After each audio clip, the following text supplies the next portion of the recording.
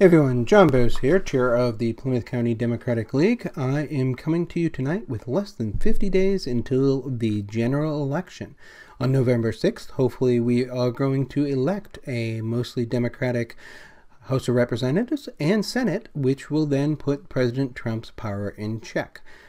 Working towards that goal, last week I provided details on why we identify voters, basically rating voters on a GOTV scale.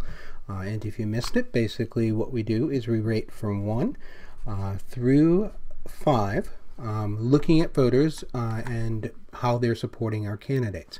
If somebody was rated as a 1, that is a supporter of the actual candidate.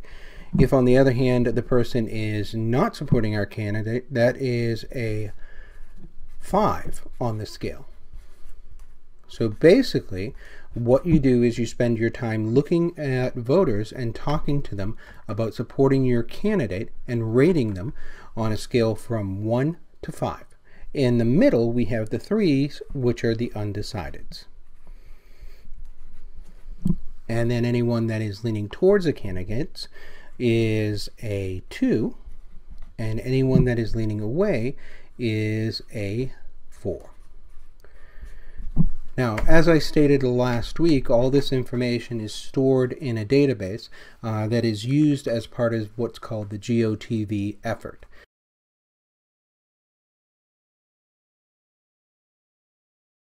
So this week we're going to look at methods for contacting voters.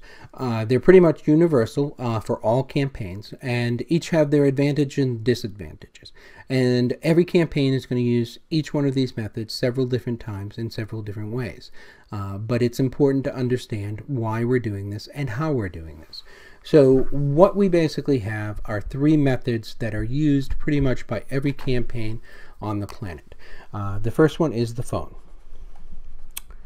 Then there is canvassing, and then last is person to person.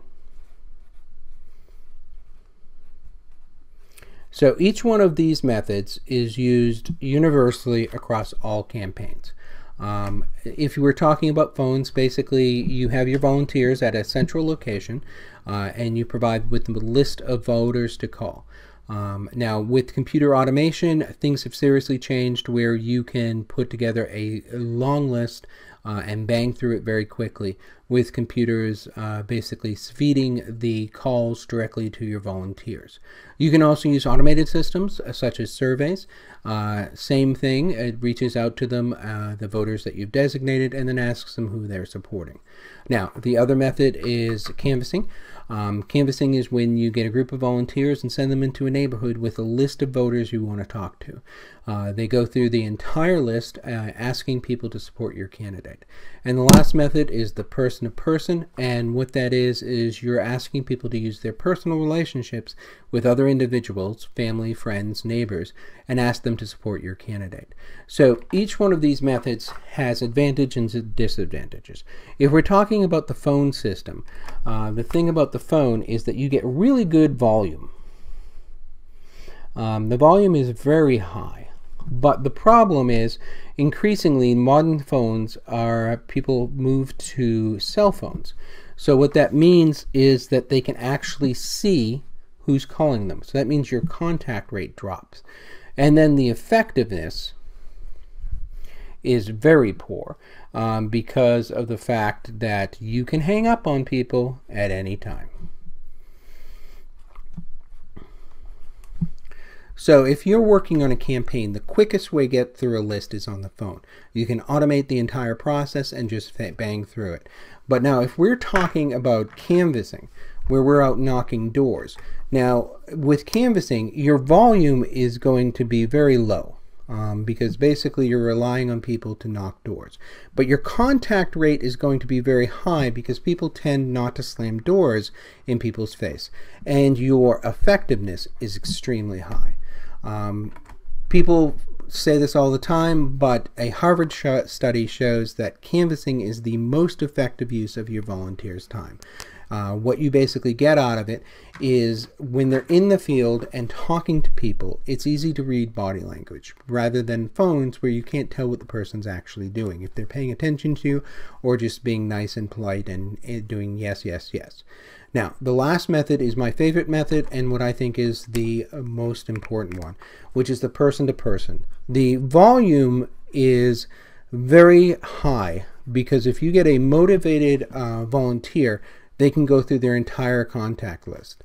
Contact list is 100% better than anything else because people will answer calls from people they know. So the last one, effectiveness, is also 100% better.